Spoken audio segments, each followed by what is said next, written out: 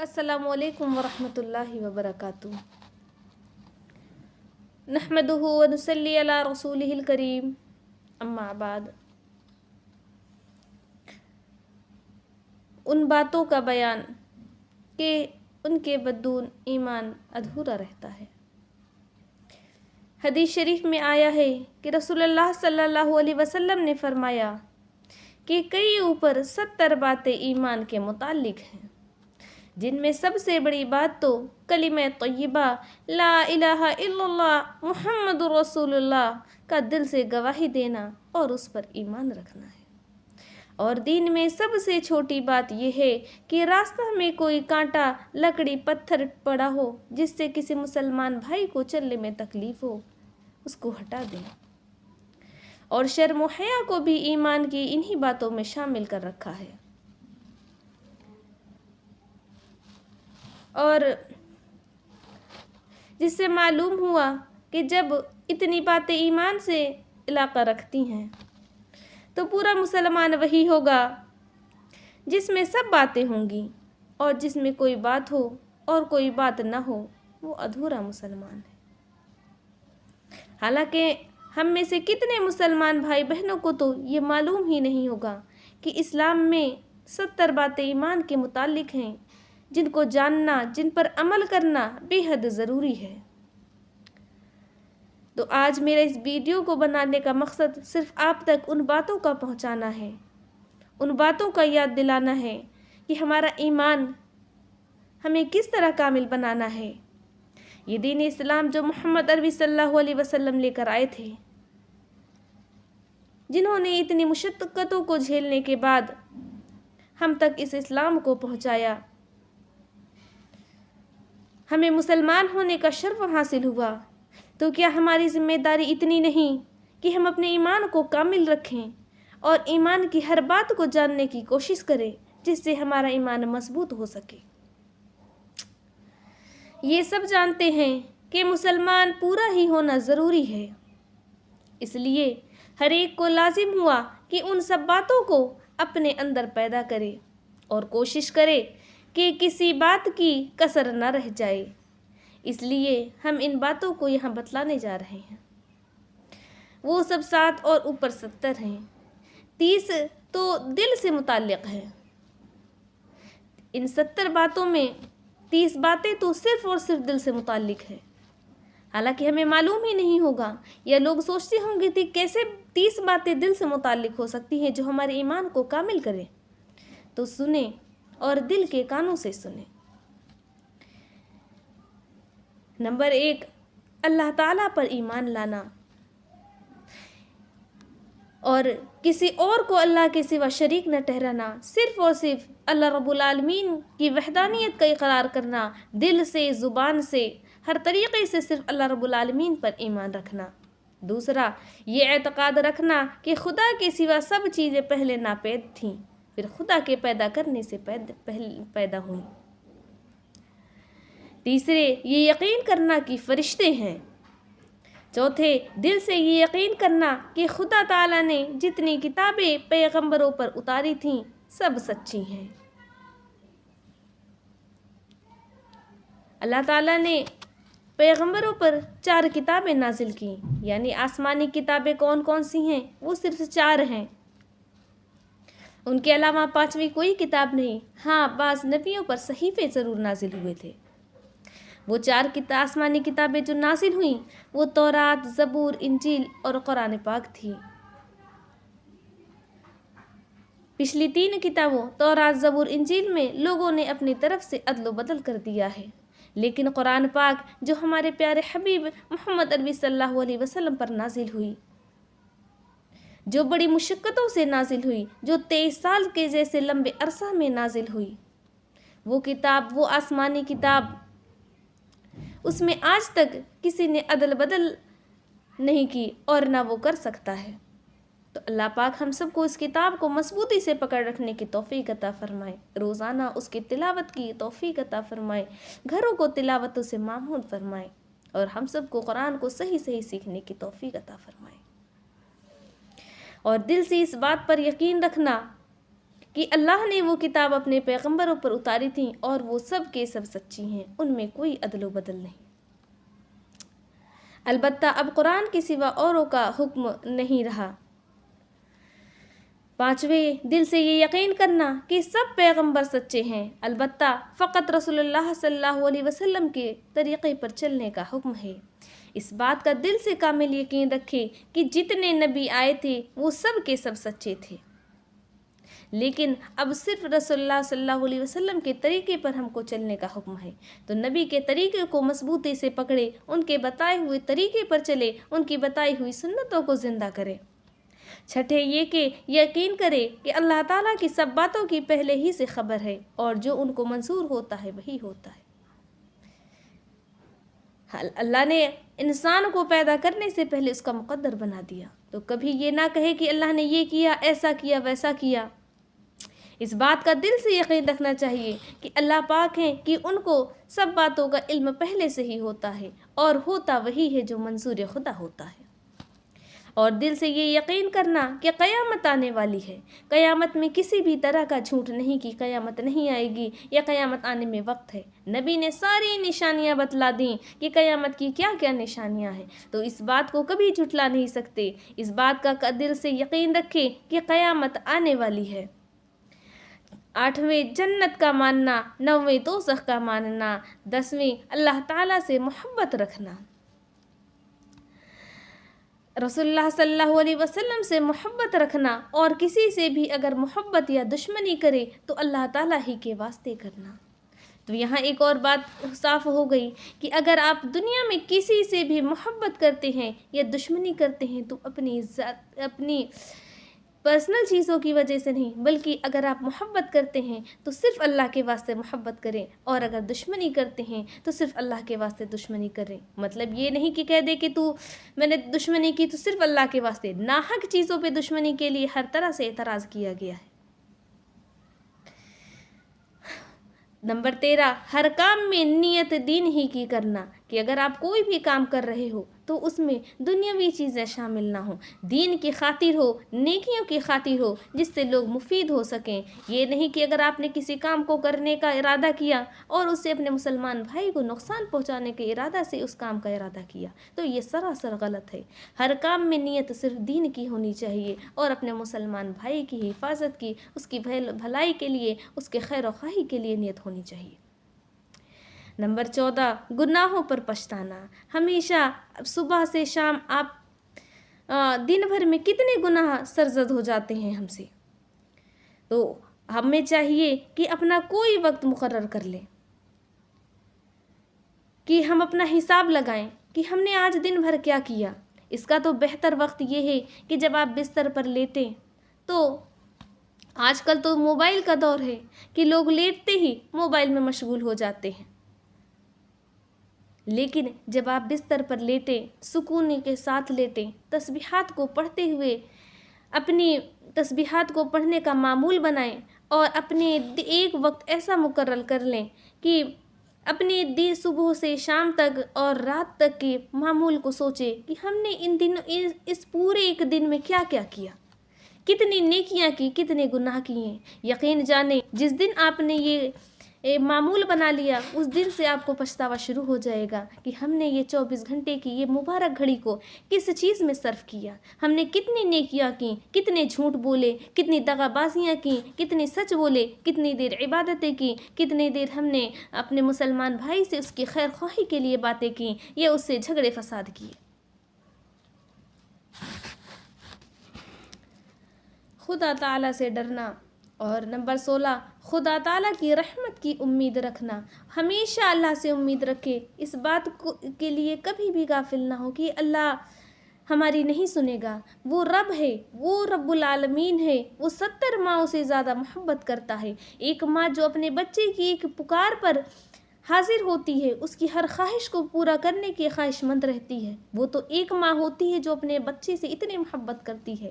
ہمارا پروردگار، ہمارا رب العالمین، وہ تو اس ماں جیسی قربان جاؤں اس ماں پر کہ جو ایک اپنے بچے کے لیے ہر چیز کو پورا کرنا چاہتی ہے۔ تو ہمارا رب تو 70 ماؤں سے زیادہ محبت کرتا ہے۔ تو سوچیں ہمارا رب ہم سے کتنی محبت کرتا ہے، ہماری ہر خواہش کو پورا کرنے کے لیے وہ کتنا زیادہ خواہش مند رہتا ہے۔ حالانکہ وہ اس کو تو کسی چیز کی خواہشوں کی ضرورت نہیں، خواہش مند تو ہم ہیں کہ اللہ کی رضا ہمیشہ ہمیں مل جائے اور خدا تعالیٰ کی رحمت کی امید ہمیشہ رکھے کہ وہ ہے، وہ ایک مالک ہے جو ہماری ہر بات کو سن رہا ہے، ہماری ہر بات کو ماننے والا ہے۔ وہ رب ہے، وہ تو ایسا رب ہے کہ اپنے بندہ سے کہتا ہے میرے بندے مجھ سے مانگ، میں تو تجھے دینا چاہتا ہوں، تو مجھ سے مانگ۔ حالانکہ ماں ہے، اگر بچہ اس سے کبھی کوئی ایک چیز مانگتا ہے کہ اماں ہمیں ایک ٹافی دے دے، ایک بسکٹ دے دے، ایک پیسہ دے دے، تو اماں ایک بار دیتی ہے، دوبارہ پھر بچہ کہتا ہے اماں دے دے، دوبارہ دیتی ہے، تیسرا پھر بچہ کہتا ہے اماں دے دے، تو اماں غصہ ہو کر کہتی ہیں جا، تجھے بار بار نہیں دیتی۔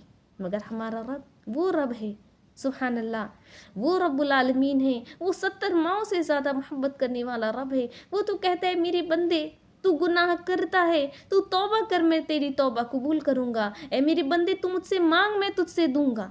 وہ تو کہتا ہے میرے بندے مجھ سے مانگ کر تو دیکھ۔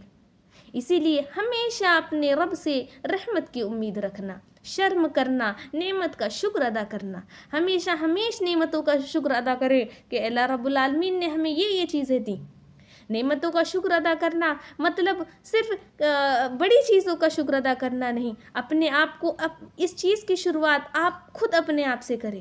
آپ اپنے آپ کو دیکھیں، آپ اپنے بدن کو دیکھیں، وہاں سے شکر ادا کرنا شروع کریں گے تو انتہا نہ رہے گی شکر کرنے کی۔ ایک بار اگر آپ نظر اپنے خود کے اعضاء پر ڈالیں گے کہ اللہ نے ہمیں 2 نگاہیں بخشی، سبحان اللہ، جن سے ہم دور دراز کی چیزیں دیکھ سکتے ہیں۔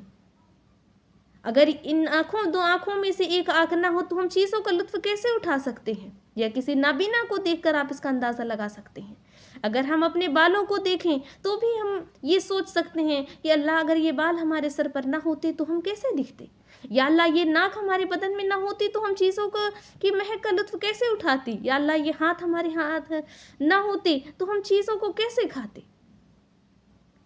روزانہ کم از کم 1 گھڑی اپنا معمول بنا لیں، کچھ منٹ کے لیے، کچھ گھنٹے کے لیے، یا صرف چند لمحوں کے لیے ایک ایسا وقت اپنی زندگی میں مقرر کر لیں کہ جن میں آپ اللہ کی رحمت کو سوچیں، اللہ کی نعمتوں کے بارے میں سوچیں، اس کا شکر ادا کریں، اس سے امید لگائیں، اپنے گناہوں کو سوچیں، ان سے توبہ کریں اور ہمیشہ عہد کو پورا کرنا، دل سے اس بات کا یقین کرنا اگر آپ نے کسی بات کا عہد لیا وہ صرف اور صرف نیکی کے لیے ہونا چاہیے، بدی کے لیے، گناہ کے لیے نہیں، تو اس عہد کو پورا کرنا آپ کی ذمہ داری ہے۔ صبر کرنا، اپنے کو اوروں سے کم سمجھنا، کبھی بھی اپنے آپ کو لوگوں سے زیادہ نہ سمجھو، کیونکہ وہ رب ہے، آج اس نے ہمیں زیادہ دیا ہے، اگر ہم نے غرور کر لیا تو وہ رب ہم سے یہ چھین بھی سکتا ہے۔ تو اس لیے کبھی بھی اپنے کو اوروں سے زیادہ نہ سمجھیں، اپنے کو اوروں سے کم تر سمجھیں۔ مخلوق پر رحم کرنا، جو کچھ خدا کی طرف سے ہو اس پر راضی رہنا، خدا پر بھروسہ کرنا، اپنے کسی خوبی پر نہ اترانا۔ کبھی یہ نہ سوچے کہ یہ میرے اندر خوبی ہے، میں نے یہ پڑھائی کر لی، میں نے یہ ڈگری حاصل کر لی، میں نے یہ بزنس کر لیا، میں نے یہ پا لیا، میں نے وہ پا لیا۔ کبھی بھی اپنی کسی خوبی پر اترائے نہیں۔ یہ خوبی دینے والا ہے کون؟ وہ رب ہے۔ اگر اس نے دی ہے تو وہ چھین بھی سکتا ہے۔ اسی لیے کبھی بھی گھمنڈ جیسی چیز کو، غرور جیسی چیز کو، تکبر جیسی چیز کو اپنے اندر نہ آنے دیں۔ ہمیشہ ہر چیز پر، ہر نعمت پر صرف اپنے رب کا شکریہ ادا کریں۔ کسی سے کینہ کپٹ نہ رکھنا، کسی پر حسد نہ کرنا، غصہ نہ کرنا، کسی کا برا نہ چاہنا۔ غصہ کرنے والا تو شیطان کا بھائی ہے۔ اپنے غصہ کو جتنا زیادہ ہو سکے ضبط کرنے کی کوشش کریں۔ اس کے لیے بہت ساری چیزیں بتلائی گئی ہیں۔ آپ کہتے ہیں ہم سے غصہ ہضم نہیں ہوتا، ہم سے غصہ برداشت نہیں ہوتا، غصے کی حالت میں جنونیت میں چلا جاتا ہوں۔ اگر غصہ آتا ہے تو حدیث میں آیا ہے، اگر آپ بہت غصے میں ہو،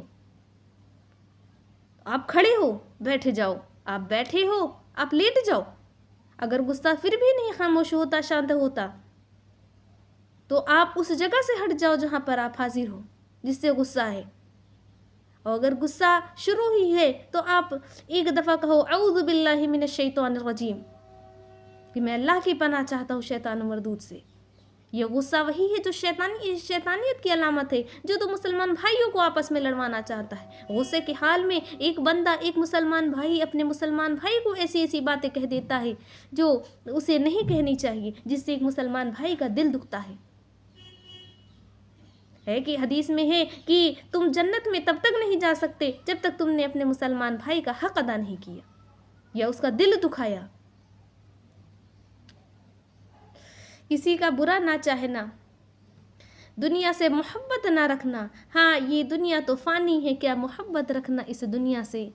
یہ دنیا سے تو ایک روز چلے جانا ہے، یہ دنیا فانی ہے. کیا ہی خوب لائنیں کہی گئی ہیں اس چیز کے بارے میں.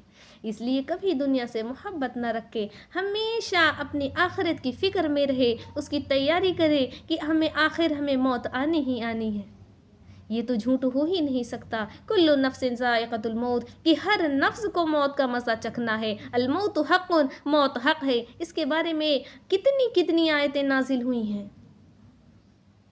کہ دنیا فانی ہے، دنیا میں ہمیں رہنا ہی نہیں ہے. اصل سچائی تو موت ہے کہ ہمیں آنی ہے، اور ہر نفس کو، ہر شخص کو، ہر چیز کو موت آنی ہے. تو ہمیں اس دنیا سے کون سی طلب، اس رنگینی سے کون سی طلب. ہمیں تو اپنی آخرت بنانی ہے، ہمیں تو اپنے آخرت کی تیاری کرنی ہے.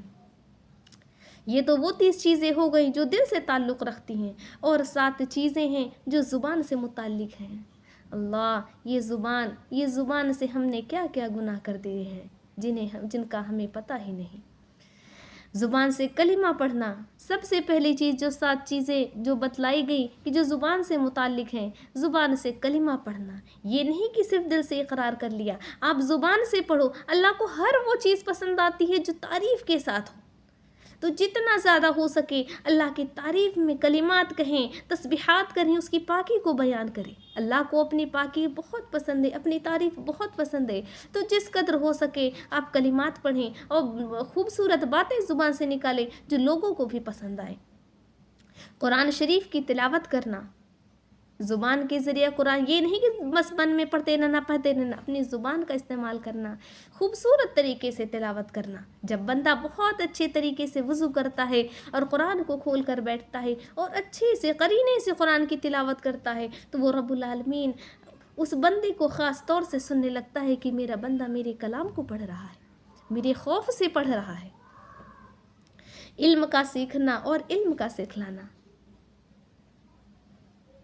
حدیث میں ہے طلب العلم فریضۃ علی کل مسلم و مسلمہ، کہ علم کا طلب کرنا ہر مسلمان مرد اور عورت پر فرض ہے. تو اس چیز کے لیے کہ بعض جگہ تو یہ چیزیں ہیں، یہ حالات ہیں کہ لوگ مردوں کو تعلیم دیتے ہیں اور عورتوں کو پیچھے چھوڑ دیتے ہیں.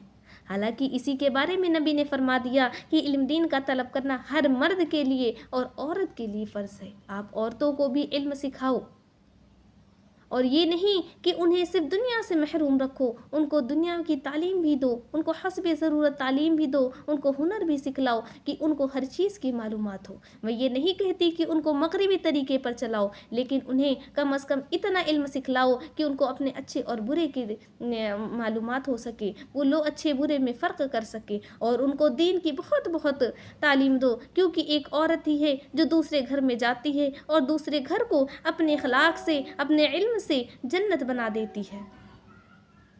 اور اس کے برعکس ایک لا علم عورت، ایک دین سے بے پرواہ انجان عورت جب دوسرے گھر میں جاتی ہے، تو اگر اس کو اخلاق حسنہ ہی نہیں معلوم، اس کو یہ نہیں معلوم کہ ہمیں بات کیسے کرنی ہے، لوگوں سے ملنا جلنا کیسے ہے، تو وہ گھر وہ کیا ہوگا، وہ اس کا اندازہ آپ خود لگا سکتے ہیں. دعا کرنا، اللہ کا ذکر کرنا، تو جتنا زیادہ ہو سکے آپ اللہ کا ذکر کریں، اپنے زبان سے، اپنے ہر چیز سے ظاہر کریں کہ آپ اللہ کی ذکر میں مشغول ہیں. لغو اور گناہ کی بات سے جیسے جھوٹ، غیبت، گالی، کوسنا، خلاف شرع، گانا، ان سب سے بچنا. اور 40 باتیں سارے بدن سے متعلق ہیں. وضو کرنا، غسل کرنا، کپڑے کا پاک رکھنا. 40 باتیں صرف اور صرف بدن سے بتلا دی گئیں. جن میں بتایا گیا کہ وضو کرنا، غسل کرنا اور کپڑے کا پاک رکھنا، یہ بدن کا پاک رکھنا بہت ضروری ہے۔ حدیث میں ہے الطہور شطر الایمان، یہ پاکی آدھا ایمان ہے۔ نماز کا پابند رہنا، زکوٰۃ صدقہ فطر دینا، روزہ رکھنا، حج کرنا، اعتکاف کرنا، جہاں رہنے میں دین کی خرابی ہو وہاں سے چلے جانا، منت خدا کی پوری کرنا، جو قسم گناہ کی بات پر ہو اس کو پورا کرنا، ان سب سے بچے۔ ٹوٹی ہوئی قسم کا کفارہ دینا، جتنا بدن ڈھانکنا فرض ہے اس کو ڈھانکنا، قربانی کرنا، مردے کا کفن دفن کرنا، کسی کا قرض عطا ہو تو اس کو ادا کرنا، لین دین میں خلاف شرع باتوں سے بچنا، سچی گواہی کا نہ چھپانا، اگر نفس کا تقاضا کرے تو نکاح کر لینا، جو اپنی حکومت میں ہے ان کا حق ادا کرنا، ماں باپ کو آرام پہنچانا، اولاد کی اچھی پرورش کرنا، رشتہ داروں ناتا داروں سے بدسلوکی نہ کرنا، آقا کی تابعداری کرنا، انصاف کرنا، مسلمانوں کی جماعت سے الگ کوئی طریقہ نہ نکالنا، حاکم کی تابعداری کرنا مگر خلاف شرع بات میں نہ کرے، لڑنے والوں میں صلح کرا دینا، نیک کام میں مدد کرنا، نیک راہ بتلانا، بری بات سے روکنا، اگر حکومت ہو تو شرع کے موافق سزا دینا، اگر وقت آئے تو دین کے دشمنوں سے لڑنا، امانت ادا کرنا، ضرورت والے کو قرضہ دینا، پڑوسی کی خاطرداری کرنا، آمدنی پاک کرنا، خرچ شرع کے موافق کرنا، سلام کا جواب دینا، اگر کوئی چھینک دے الحمدللہ کہے تو اس کے جواب میں یرحمک اللہ کہنا، کسی کو ناحق تکلیف نہ دینا، خلاف شرع کھیل تماشوں سے بچنا، راستوں سے ڈھیلا پتھر یا لکڑی کو ہٹا دینا۔ یہ تھیں ہمارے کامل ایمان ہونے کے لیے وہ 70 باتیں۔ تو اللہ پاک ہم سب کو ان چھوٹی چھوٹی باتوں کو اپنے اندر لانے کی توفیق عطا فرمائے اور ہمیں اپنے ایمان کو مضبوط بنانے کی توفیق عطا فرمائے۔ اے اللہ، اب آخر میں تجھ سے دعا ہے، اے رب العالمین میری ہر دینی بہن بھائی کو اس کی توفیق عطا فرما دے۔ اے اللہ ہم سبھی کو ہدایت عطا فرما دے۔ اے اللہ اپنے ایمان کو کامل کرنے والی بنا دے۔ اے رب العالمین ہم سے نیکیوں کا کام، اے اللہ ہمیں دوسروں کو نیکیوں کا حکم کرنے والی بنا دے اور گناہوں سے رکنے والی بنا دے۔ اللہ ہم سب کو اس پر عمل کی توفیق عطا فرما دے۔ مزید ویڈیوز کو دیکھنے کے لیے میرے چینل لسن قرآن اینڈ احادیث کو لائک، شیئر، سبسکرائب کریں۔ جزاک اللہ۔